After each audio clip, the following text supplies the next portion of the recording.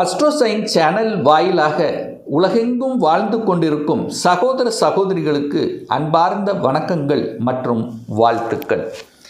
இன்றைய பதிவானது 2026 பங்குனி மாத ராசி பலன்கள்.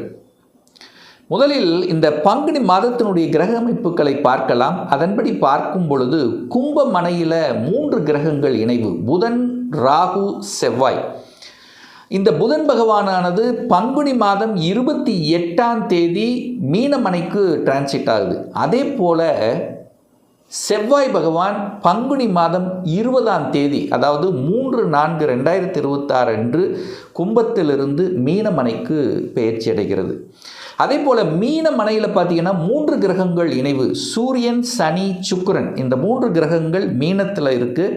இதில் சுக்கிரன் பங்குனி மாதம் 12ஆம் தேதி மேசமனைக்கு டிரான்சிட் ஆகுது.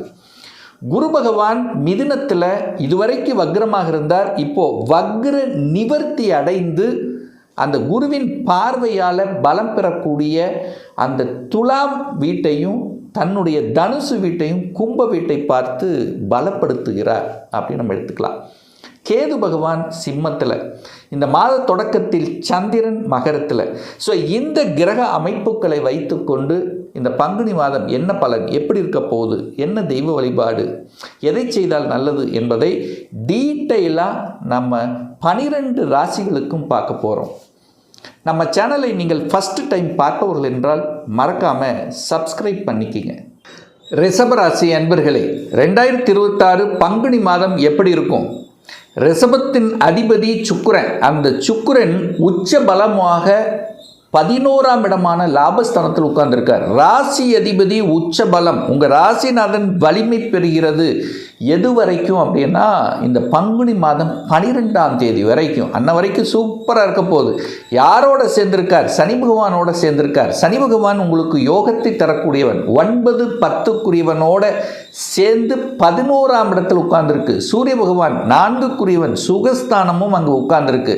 அப்போது இந்த மாதம் முற்பகுதி நல்லா இருக்க போகுது. தொட்டது துளங்கும், நினைச்ச காரியங்கள் ஜெயமாகும். ஒரு நல்ல பாக்கியம் உங்களுக்கு கொடுக்கக்கூடிய அம்சம் சிறப்பு பெறுகிறது. உங்களுடைய எண்ணங்கள், செயல்கள், சிந்தனைகள் அத்தனையும் தொழிலில் லாபத்தை பெருக்குவதற்குண்டான முயற்சியில் இறங்குவீங்க. அதுவும் சக்சஸ் கொடுக்கக்கூடிய அமைப்புகள், தன்னுடைய சுகத்தை வலுப்படுத்தக்கூடிய அமைப்புகள், சந்தர்ப்பங்கள் இந்த மாதம் உண்டு. தன்னுடைய சுகம் என்ன, 4ஆம் அதிபதியோடு சேர்ந்திருக்கார். ஒரு வீடு, வண்டி, வாகனம் வாங்கணும் அங்கிற எண்ணங்களை கொடுக்கக்கூடிய அமைப்புகளும் இந்த காலகட்டம் உண்டு. அப்போ ராசிநாதன் நல்லா இருக்கு, லக்னநாதன் நல்லா இருக்கு. மாசி, அதாவது இந்த பங்குனி மாதம் ஒரு முற்பகுதி வரைக்கும் நல்லா இருக்கும். அதுக்கப்புறம் பாருங்கள், விரயஸ்தானத்தில் போய் ராசிநாதன் உட்கார்ந்துருக்கார். அதுக்காக நீங்கள் பயப்பட வேண்டியதில்லை. என்ன கொஞ்சம் அலைச்சல் திருச்சல் உண்டு. ஊரை விட்டு வெளியே நகரக்கூடிய தன்மைகள், சந்தர்ப்பங்களை உருவாக்கும். கொஞ்சம் செலவு வரும். செலவு கட்டுப்படுத்தணும் அப்படிங்கிறத மைண்டில் வச்சுக்கோங்க. நெகட்டிவ் எண்ணங்களுக்கு போகக்கூடாது. நிறைய பேர் நெகட்டிவ் எண்ணங்களை தோணும், போகக்கூடாது. பாசிட்டிவ் விஷயத்துக்குள்ளே மட்டும் போகணும். இதை மட்டும் மைண்டில் வச்சுக்கிட்டால் போதும். சார், பொருளாதாரம் எப்படி இருக்கும் இந்த பங்குனி மாதம்? 2ஆம் இடத்துல குரு உட்கார்ந்துருக்கார். வக்ர நிவர்த்தியாகி உட்கார்ந்துருக்கார். 2ஆம் இடத்தில் குரு. 2ஆம் அதிபதி எங்கே இருக்கார்? 10ஆம் இடமான தொழில் ஸ்தானத்தில் இருக்கார். தொழிலால் லாபம் உண்டு, பொருளாதார ஏற்றங்கள் உண்டு. குரு பார்வை. தனஸ்தானத்தின் அதிபதியாக இருக்கக்கூடிய புதன் பகவானை தனக்காரக கிரகம் என்று சொல்லக்கூடிய குரு பகவான் டச் ஆகுது, கனெக்ட் ஆகுது. அப்போ பொருளாதாரம் உண்டா இல்லையா? கண்டிப்பாக உண்டு. எந்த அளவுக்கு முயற்சியை போடுறீங்களோ அந்த அளவுக்கு வருமானம் கிடைக்கக்கூடிய ஒரு நல்ல மாதம் இந்த ரிஷபராசி என்பவர்களுக்கு. குடும்பம் நன்றாக இருக்க போகிறது. குடும்பத்தில் இருக்கக்கூடிய சின்ன சின்ன பிரச்சனைகள் எல்லாம் தீரக்கூடிய அமைப்புகள், சந்தர்ப்பங்களை உருவாக்கும். அதை கெட்டியாக பிடிச்சுக்குங்க. வாக்கினால், பேச்சால் பிழைக்கக்கூடிய அத்தனை விஷயங்களும் சிறப்பு பெறுகின்ற ஒரு நல்ல மாதம். 4ஆம் அதிபதி சுகத்தை தரக்கூடிய சூரியன் 11ஆம் இடமான லாபஸ்தானத்தில் உங்கள் ராசிநாதனோட சேர்ந்து இருக்கிறது ஒரு நல்ல அமைப்பு தான். ஆனால் என்ன, அங்கே சனி பகவான் சேர்ந்திருக்கார். சூரியன் சனி கொஞ்சம் எரிச்சல் ஊட்டக்கூடிய, கொஞ்சம் அலைச்சல் திருச்சலை கொடுக்கக்கூடிய அமைப்பு. சுகஸ்தானத்தை பார்க்குறதுனால கொஞ்சம் ஹெல்த்தை கொஞ்சம் பார்த்துக்கணும். அந்த ஹெல்த்தில் ஏதாவது பிரச்சனை இருந்தால் கூட ஆஸ்பத்திரியில் போய் சரியாகக்கூடிய தன்மை. உடற்பயிற்சி கண்டிப்பாக முக்கியம். உணவு கட்டுப்பாடு முக்கியம். ஏற்கனவே ஹெல்த்தில் ஏதாவது பாதிக்கப்பட்டிருந்தவங்க கூட லாபஸ்தானத்தில் இருக்கிறதுனால சரி செய்யலாம். ஒரு நல்ல டாக்டர், நல்ல ஆஸ்பத்திரிக்கு போகக்கூடிய வாய்ப்புகள், சந்தர்ப்பங்களை நிச்சயமாக உருவாக்கும். ஒரு வீடு, வண்டி, வாகனங்கள் வாங்கலாமா? தாராளமாக வாங்கலாம். 4ஆம் அதிபதியோட 4ஆம் அதிபதியாக இருக்கக்கூடிய சூரியன் லாபஸ்தானத்தில் அமர்ந்து கொண்டு காரக கிரகம் என்று சொல்லக்கூடிய சுக்கிரனோடு இணைஞ்சிட்டார். அப்போ கண்டிப்பாக வீடு வாங்கக்கூடிய யோகங்கள், வாகனங்கள் வாங்கக்கூடிய யோகங்கள் சிறப்பு பெறுகின்ற ஒரு நல்ல மாதம்.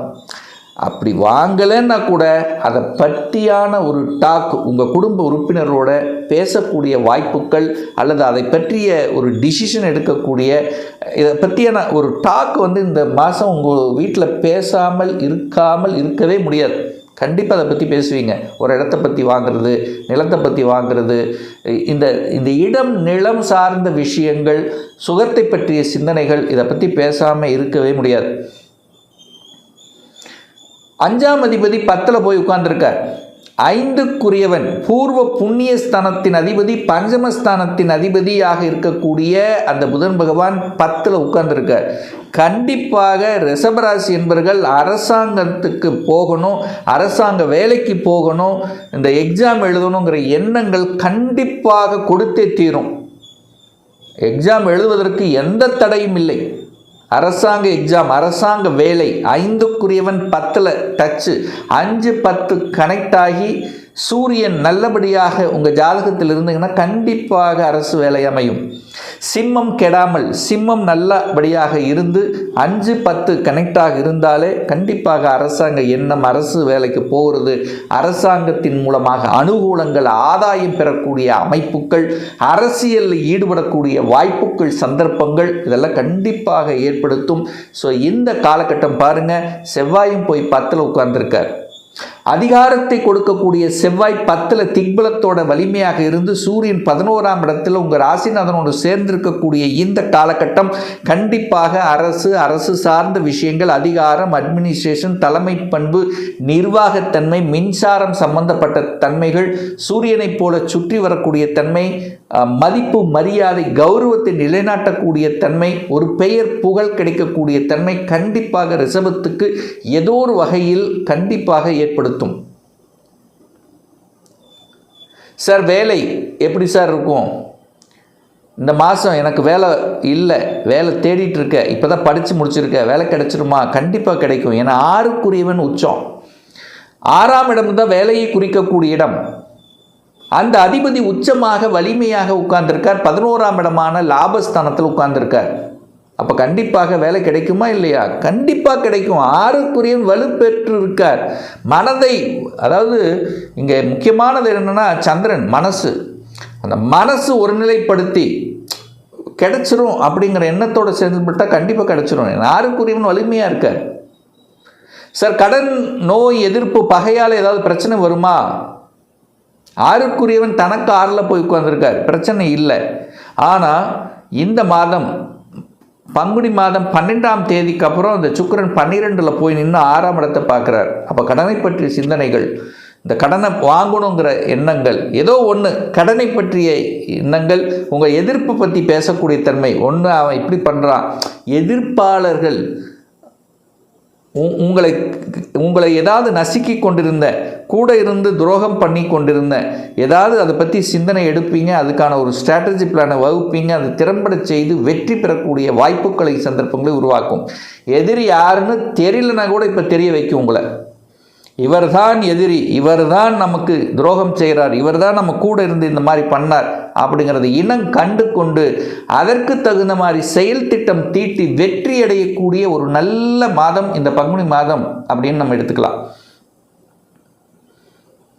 திருமணம், சுப காரியங்கள், குரு போய் 2ல் இருக்கார். 7ஆம் அதிபதி 7க்குரியவனான செவ்வாய் பகவான் 10ஆம் இடத்துல திக்பலத்தோட வலிமையாக இருக்கார். இந்த மாதம் 20ஆம் தேதி பங்குனி 20ஆம் தேதி 11ஆம் இடமான லாபஸ்தானத்தில் போய் அமர்கிறார். 7க்குரியவன் லாபஸ்தானத்தில், குடும்பத்தில் குரு பகவான். ஏன் குடும்பத்தில் ஒரு உறுப்பினரை சேர்த்து கொள்ளக்கூடிய நிகழ்வு இருக்கின்ற காரணத்தால் திருமணத்துக்கு எந்த தடையும் இல்லை. கண்டிப்பாக திருமணம் சுப காரியங்கள் செய்வதற்கான அத்தனை அம்சங்களையும் கொடுக்கும். குரு நேர 8ஆம் இடத்தை பார்க்குறார், தன் வீட்டை பார்க்குறார். வள்ளிகளை கொடுத்து கொண்டிருந்த, நெகட்டிவை கொடுத்து கொண்டிருந்த, இழுத்து கொண்டிருந்த, ஒரு வேதனை கொடுத்து கொண்டிருந்த, ஒரு அவமானம் கொடுத்து கொண்டிருந்த, ஒரு வலியை கொடுத்து கொண்டிருந்த விஷயங்கள் இப்போ மாறப்போகுது. எப்போ? இந்த பங்குனி மாதம். குரு வக்ர நிவர்த்தி அடைஞ்சு 8ஆம் இடத்தை பார்க்குறார். ஒன்று, நீங்கள் உங்கள் சொந்த ஊரை விட்டு வெளியே செல்லக்கூடிய வாய்ப்புகள், எண்ணங்கள் கண்டிப்பாக உருவாக்கும். ஏன் நம்ம சொந்த ஊர் வேண்டாம், வெளி ஊருக்கு போகலாம், வெளி மாநிலத்துக்கு போகலாம், வெளிநாட்டில் போய் வேலை பார்க்கலாம், இந்த மாதிரியான எண்ண உணர்வுகளை கொடுக்கக்கூடிய ஒரு காலகட்டமாக இந்த ரிஷபத்துக்கு அமையும் இந்த பங்குனி மாதம். பாக்யஸ்தானத்தின் அதிபதி சனி பகவான். அவர் 11ஆம் இடத்தில் இருக்கார். 9, 10க்குரியவன் 11ல் இருக்கார். இப்போ வேலையில் ஏதாவது தொந்தரவு வருமா சார்? கண்டிப்பாக இல்லை, வேலை உண்டு. ஆனால் அங்கே சூரியன் இருக்கார். கொஞ்சம் கான்ட்ரவர்சி வரும். உங்கள் பாஸுக்கும் உங்களுக்கும் ஒரு கான்ட்ரவர்சி வரும். அந்த கான்ட்ரவர்சியை ஏற்படுத்திக்க கொள்ள வேண்டாம். வளைவு நெளிவு சுழிவாக இடத்துக்கு தகுந்த மாதிரி செயல்படக்கூடிய சந்தர்ப்பங்களை உருவாக்குங்கள். அதே போதும், உங்களுக்கு எந்த தொந்தரவும் வரப்போவது இல்லை. வேலை உண்டு, தொழில் உண்டு, வியாபாரம் உண்டு, நல்ல புத்தி உண்டு, நல்ல சிந்தனை வளங்களை கொடுக்கும். அதாவது இதை செய்தால் கரெக்டு, இதை செய்தால் நோ, எந்த இடத்துல எதை பேசணும், இப்படி பேசினா சக்ஸஸ். ஸோ இந்த மாதிரி அறிவார்ந்த நுட்பங்களை கொடுக்கக்கூடிய அமைப்பு உண்டு. ஏன்னா குரு புதன் பார்க்குது. ஆனால் அதே ஓவர் கான்ஃபிடென்ட் போகக்கூடாது. புதனோட ராகு சேர்ந்துருக்கு. அப்போது டாக்குமெண்ட் சம்மந்தப்பட்ட விஷயத்தில் கவனமாக இருக்கணும். புதன் ராகு, புதன் டாக்குமெண்ட், எழுத்து, ராகு பிரச்சனை. அப்போது எந்த இடத்த நிலத்தை வாங்கினா டாக்குமெண்ட்டில் ஏதாவது பிரச்சனை இருக்கா அப்படிங்கிறத 100% செக் பண்ணிவிட்டு வாங்கிக்கலாம். அதில் எந்த தொந்தரவும் ஏற்படுத்த போவது இல்லை. ஸோ இந்த மாதம் ரிஷபத்துக்கு ஏற்றத்தை கொடுக்கக்கூடிய, சந்தோஷம் தரக்கூடிய சில விஷயங்கள் நடக்கக்கூடிய ஒரு நல்ல மாதமாக அமையும் என்பதில் எந்தவித மாற்று கருத்தும் கிடையாது. இப்போ நான் சொன்னது கோச்சார ரீதியாக இந்த பங்குனி மாதத்துக்குரிய ஒரு பொதுவான பலன்கள். இந்த ராசி நட்சத்திரத்தில் பார்த்தீங்கன்னா பல கோடிக்கணக்கான பேர் இருப்பீங்க. எல்லாருக்கும் ஒரே பலன்னா கண்டிப்பாக இல்லை. ஏன்னா ஒவ்வொருத்தரும் டிஃப்ரெண்ட்டு. ஒவ்வொருத்தருடைய தசாநாதன், புத்திநாதன், அந்தரநாதன் கண்டிப்பாக வேறுபடும். இந்த பலனை குறைஞ்சது ஒரு 3 மாதம் பாருங்கள். கரெக்டாக சூட் ஆகலைன்னா கண்டிப்பாக உங்கள் தசாநாதனுடன் 6, 8, 12ஆம் அதிபதி சேர்ந்திருக்கும், அல்லது பாவகிரகங்களினுடைய தொடர்பில் கண்டிப்பாக இருக்கும். ஒரு துல்லிய பலன் வேணும். உங்கள் சுய ஜாதகத்தில் கிரகங்கள் எப்படி இருக்குது, இப்போ என்ன தசாநாதன், புத்திநாதன், அந்தரநாதன், சூட்சமநாதன் செயல்படுகிறது என்பதை பொறுத்து நீங்கள் கேட்கக்கூடிய எந்த கேள்வியாக இருந்தாலும் சரி, இந்த 2026 சொந்த தொழில் செய்வதற்கான கொடுப்பினை இருக்கா, அப்படி இருக்கக்கூடிய பட்சத்தில் எப்போ நம்ம சொந்த தொழில் ஆரம்பிக்கலாம், இப்போ +2 முடிச்சிருக்க, எந்த கோர்ஸ் எடுத்து படித்தா நம்முடைய ஃப்யூச்சர் நன்றாக இருக்கும், திருமணம் தடைப்பட்டு கொண்டே இருக்கிறது, எப்போ தான் சார் திருமணம் நடக்கும், எப்போ நமக்கு பதவி உயர்வு கிடைக்கும், எப்போ நான் வீடு கட்டுவேன், எனக்கு எப்போ குழந்தை பாக்கியம் கிடைக்கும், இது போன்ற கேள்விகளுக்கு துல்லியமான பதிலை நம்மால் கூற முடியும்.